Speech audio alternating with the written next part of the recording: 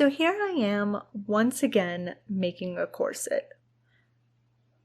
I didn't originally have this in my schedule. I'm just gonna flat out say I've had one of the worst mental health weeks I have had in probably years and years. I ended up kind of just taking a little bit of time off work and for the project that I had scheduled next, I actually need a little bit of help with it.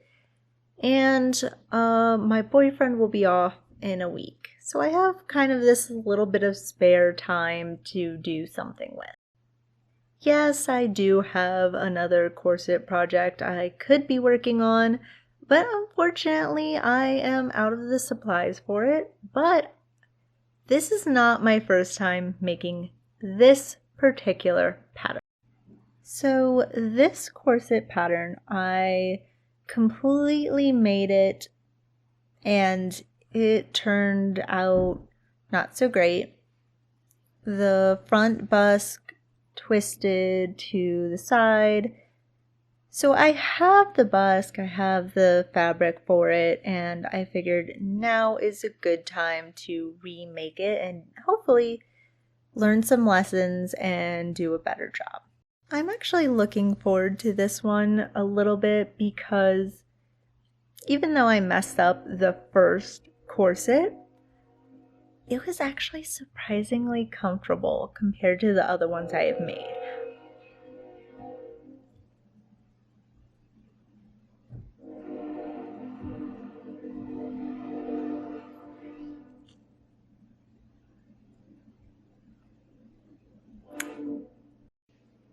Between the trains and the French horn guy 2 floors down, I feel a bit crazy.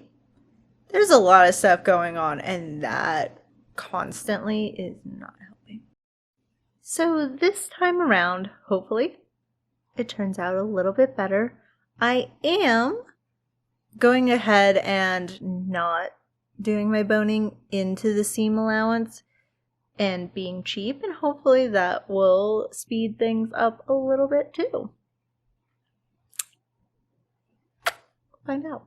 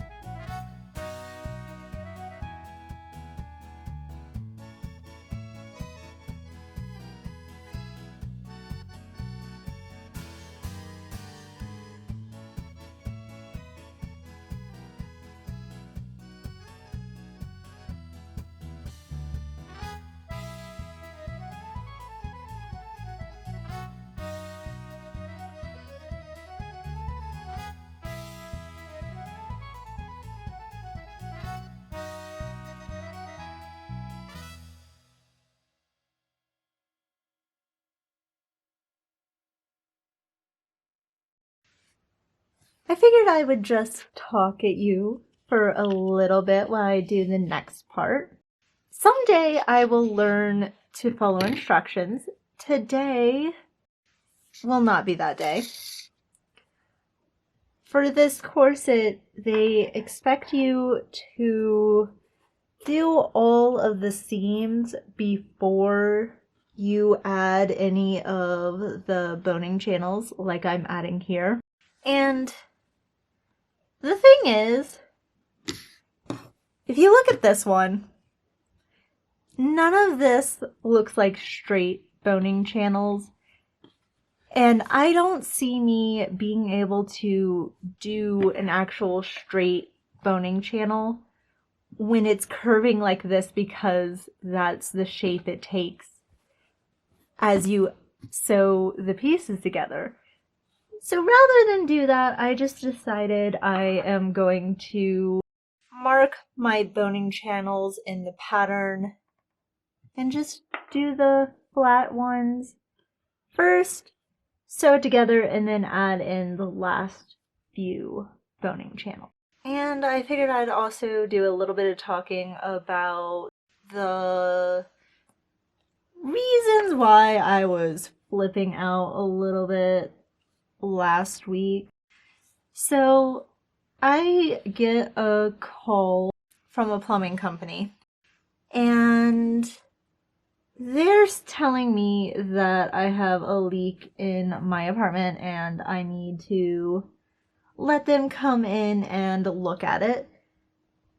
And first and foremost, I think my landlord or my landlady, whoever you want to say, I think they should have been the ones to tell me like this situation, because I'm like, who the heck is asking me to come into my apartment? I paused to get my scissors and realized I was not zooming out enough. So anyway, I think my apartment should have called me about the leak, not the plumbing company. Just so I know like what's up and who's contacting me and why, and just like basic communication stuff.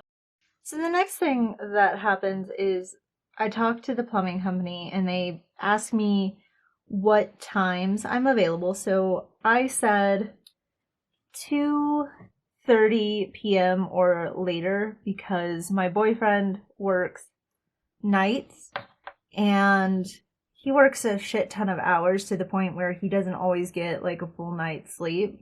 And I didn't want his sleep interrupted, understandably. But they basically said, no, that doesn't work for us. So I'm like, no, here's the situation. You need to come after 2:30. I don't care what day. I will work that out. But here's our situation. And they, as loosely polite as they could, said, tough. You don't get what you want, and we're just going to come sometime Thursday, which was the next day. And here's where I start to get annoyed. First and foremost, they are a 24-hour plumbing company. That's what their website says.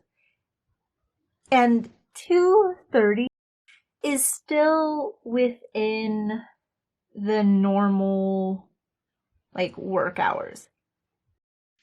When you add in 24-hour service, it's like even more doable. Ultimately, I believe, and I think most people will agree with me, if you are going to come to someone's house, you should tell them when you are going to be there. You're going to someone's home. Tell them when you're going to be there. They end up telling me the next day at 2:40. I find that suspect. You call me 10 minutes after the ideal time for you to be here for us, that you're not coming. You all picked today as the time you're coming. You didn't even give us a time range for when you're gonna be there, and you cancel. So I told him I feel this is really unprofessional. Give us a time when you are going to be here. And they basically said, oh, we'll come tomorrow, and still didn't give a time, but we'll try and make it as close to the afternoon as we could. I'm like, gee, thanks. We complained to our landlord, and they basically say, you need to work it out with them. And I'm like, I have given them a very wide time range considering what our situation is. They haven't given us anything, like nothing at all. It was my boyfriend who was the one to complain to our landlord. I'm going to say this, I love my boyfriend. He has a bad attitude when he's obviously angry. So I don't approve of probably the messages he sent. But she promised that we wouldn't even notice they were there. They wouldn't wake him up at all. The next day, Friday, I had to work for 4 hours, so I was out of the house when they came. And they pounded on the door till he got up and let them in. Let's break this down a little bit. You can't tell us when you are going to be at our house. I'm trying to make things work between the fact that, yes, my boyfriend will be sleeping when you're trying to come. I have a cat who has medical issues with strangers. She's decent around them, but it would probably be a lot worse if I wasn't there. When trying to arrange this, I could explain what would be ideal in different situations. And I think basic professionalism, any company trying to come to your house would say, okay, we have Thursday at 10 p.m. till 1 p.m. That's the range we can give you. Or Friday from 7 a.m. till 9 a.m. Which one works best for you? If I was at work, I could say, hey, you have a key, let yourself in because my boyfriend will be asleep. Or if I'm home, I'm going to leave the window open. Please just tap on the window or get my attention. I'll be right there, and don't knock on the door. Just announce yourself. That way we're accommodating the situation as best as possible. So with everything in mind, I do find it suspect that they called me that pretty much the exact time that I asked them to be there, but they said, no. Because if you were going to be there earlier than that, and it's a 30-minute drive for them to come out to the apartment from where they're located, wouldn't they have known a lot earlier and be able to say, hey, we're not going to make it a lot earlier if, let's say, a previous appointment ran long because something happened? But also, if an emergency did crop up and you have it scheduled already, wouldn't a professional company refer it out to another company just so they're not canceling on people, because that does appear unprofessional? You kind of get what I'm saying? I just get the vibe that they didn't actually have a slot available.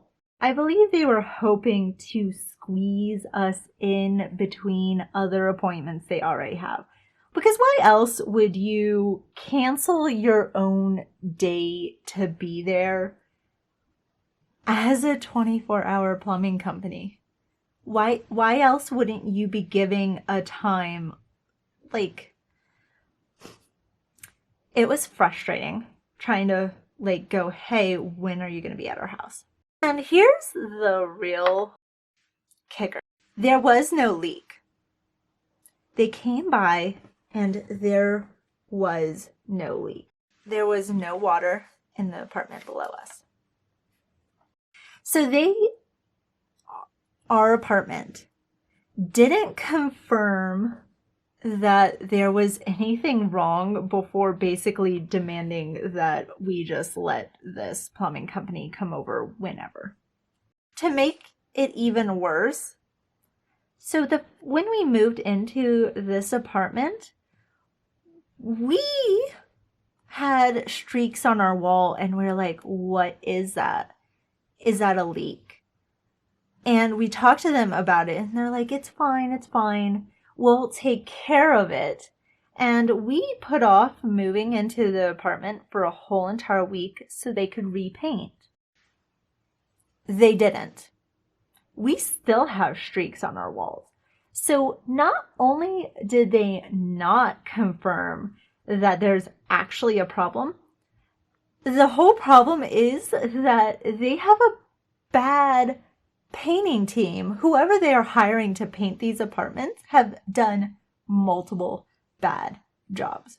So you can see why I was like a little bit frustrated and up in arms about the whole situation, because none of this has anything to do with me. But they kind of acted like I was being unreasonable. Like, y'all were unprofessional every step of the way. I just want to make sure, like, my boyfriend can sleep and you're not, like, just coming over whenever you feel like it. 'Cause it's our home, you know?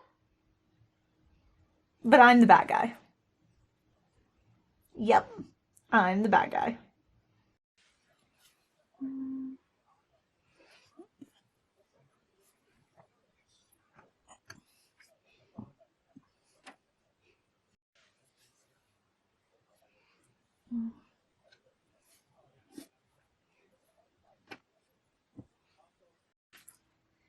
So now that I have this inserted, I need to do the back panel.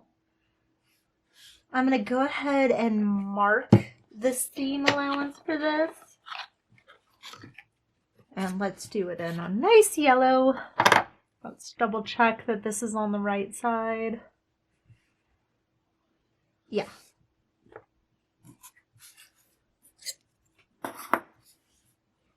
But I try and like hold off on my big purchases for like Black Friday, I'm big at spending money on Halloween, and I usually pick out something that's kind of frivolous for my birthday,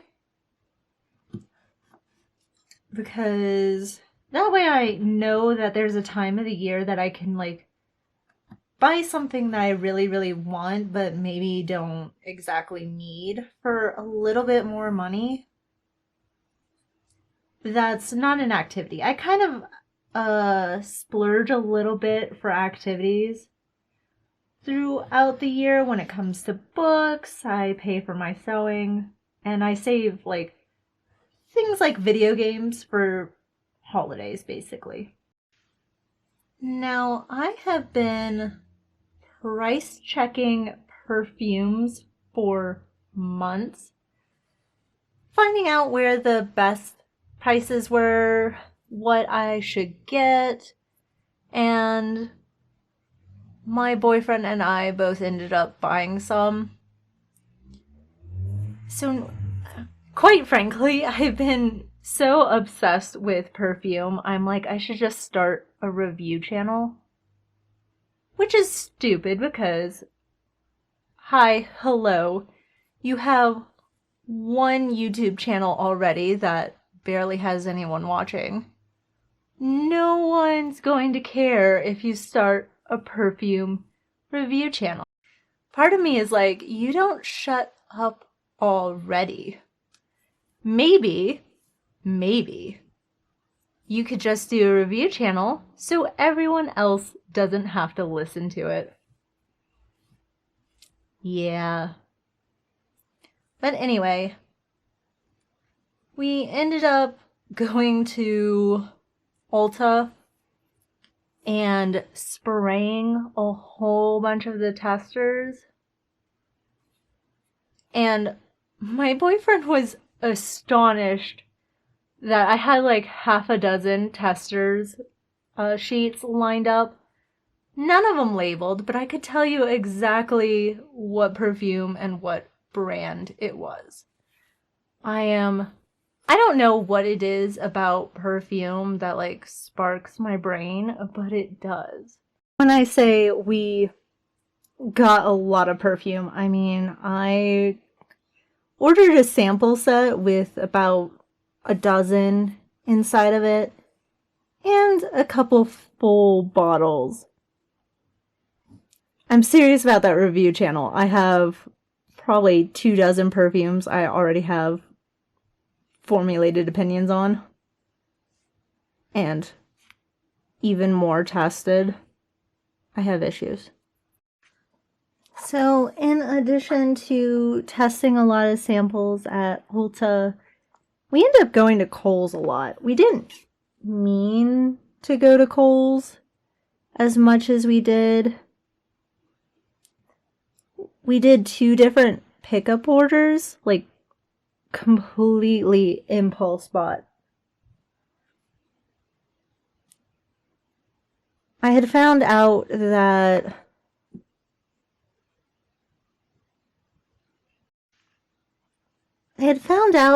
one of the perfumes I was most interested in, it's Philosophy's Fresh Cream.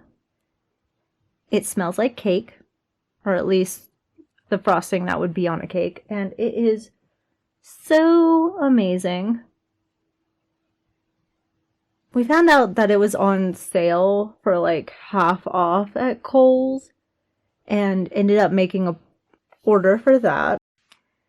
And then my boyfriend works a very, very physical job. And I'm surprised we didn't buy this a lot earlier than we did. But one of those massage guns that are supposed to work out your muscles was one of the pickup orders. And they've dropped a lot in price over the last year. Not exactly surprised by that, just given the state of everything, but I'm also a little surprised at just like how much they dropped in price. And I'm glad he finally caved and said he would get one, because he never gets stuff for himself. And this is something I think he could really like benefit from. Just because he's always complaining about like his calves hurting from the boots, from ladders, and from all that sort of stuff too.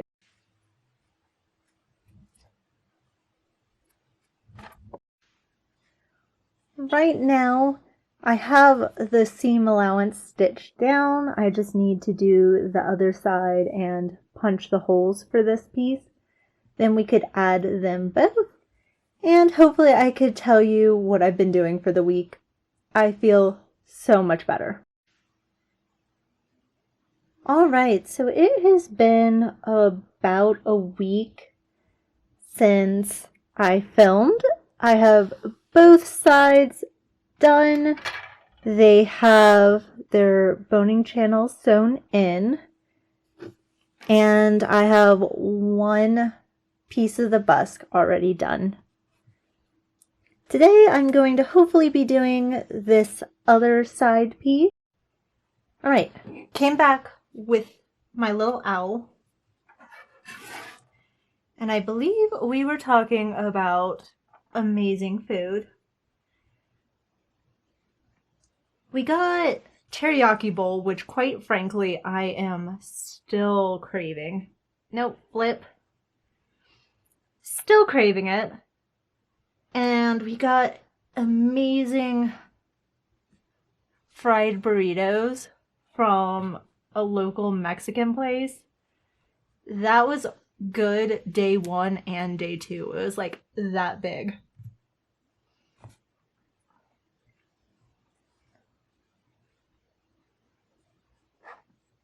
And we got a lot of snack food too, which I'm normally not much of a snack person,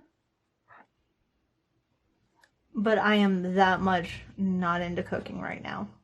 So for the last week, my boyfriend and I both had off work, and we kind of just hung out, avoided almost all of our responsibilities, and just enjoyed the time together. Lots and lots of fast food, because I was just overcooking at that point. I had been doing it pretty consistently for about a month. And I'm not the biggest fan of cooking to begin with.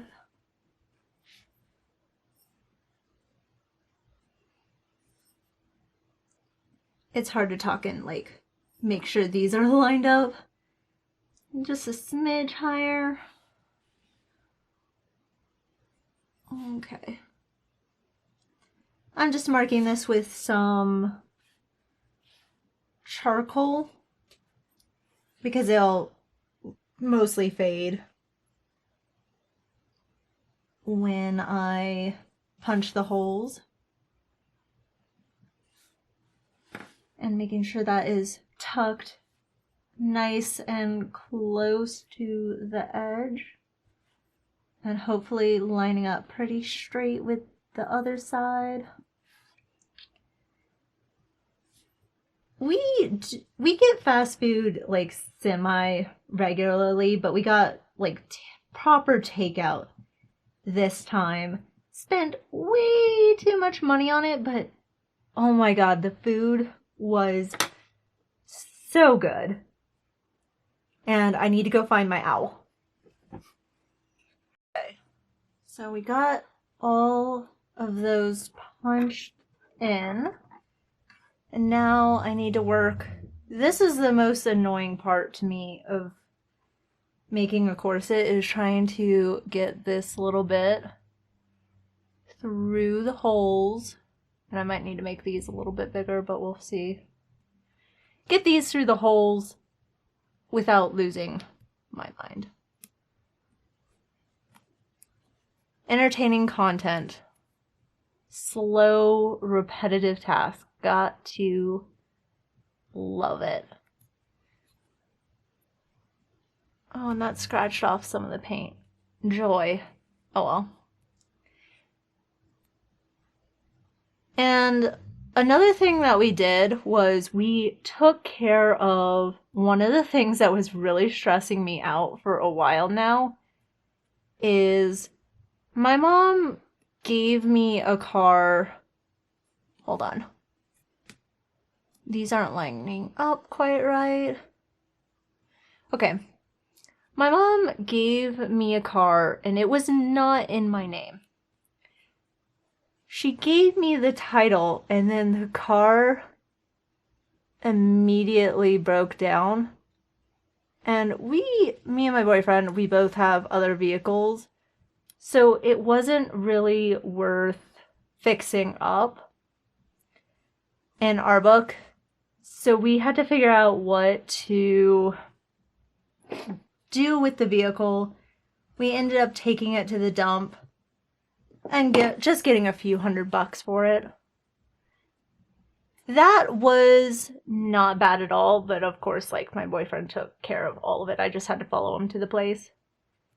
And the real pain is going to come from trying to cancel my insurance. I'm like, the car is not even in my name, but watch them give me a fit about who you going to if you cancel your policy with us, and oh my god, this is a pain too. And getting the bill of sale, and it's just like, the car was never in my name, just let me cancel. but I'm already like bracing for impact with that. Also, shout out to YouTubers who can do things and have them well framed and eloquently sounding when they're doing things. It's mostly voiceover, but I do not feel like doing that today. No voiceover. You can have the awkward pauses with me. All right. Those are all in place. They're not as close as I would like it, but you know what? It's good enough. Let's see how this goes on.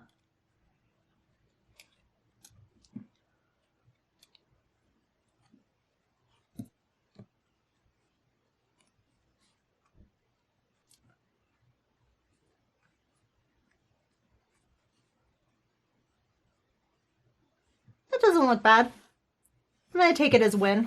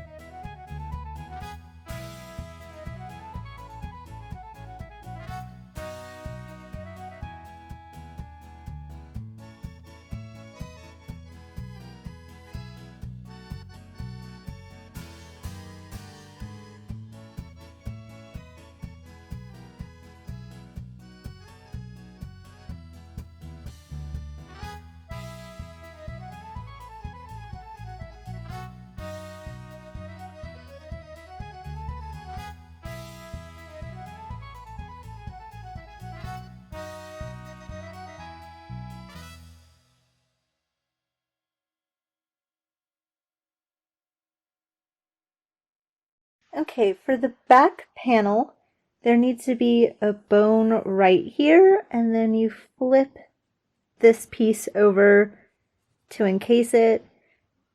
And because I did it a little bit backwards, this piece is originally supposed to be under this boning channel, but because I laid down the bones first, to try and make sure that they lay flat, I will just tuck this under and sew it down here, just like I did here for this side of the corset.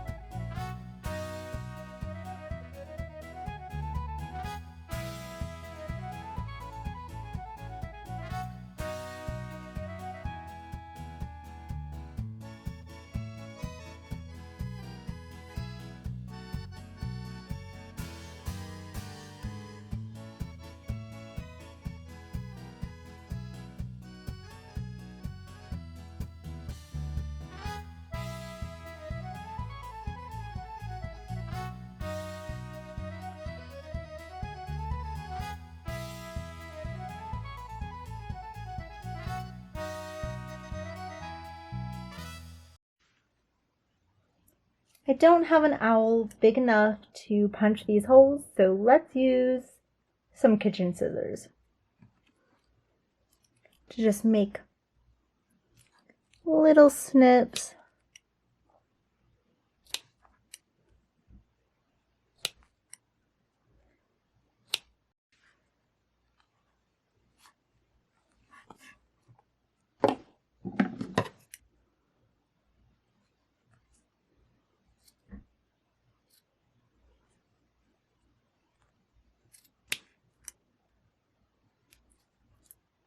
I think that would be good.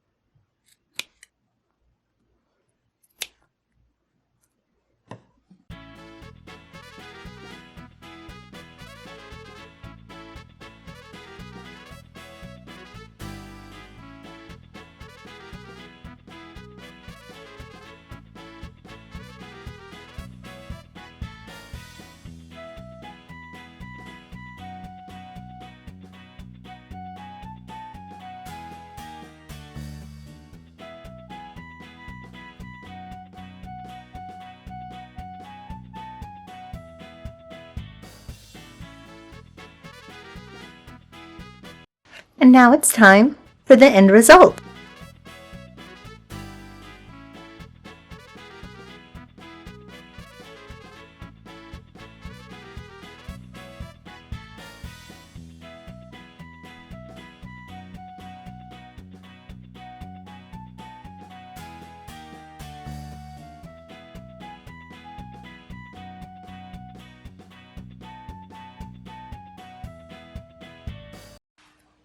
For a commercial paper pattern, that has a fantastic shape to it. There is only one small problem that I have, and it's most likely a problem with me. So the corset tends to veer to the right at the busk, which drives me absolutely nuts. I tug it all the time to try and get it straightened out. And most likely this is some asymmetry in my body that I'm not skilled enough to identify. I know I have a little bit of a weird left rib from it popping in college. And it's also potentially my choices for materials.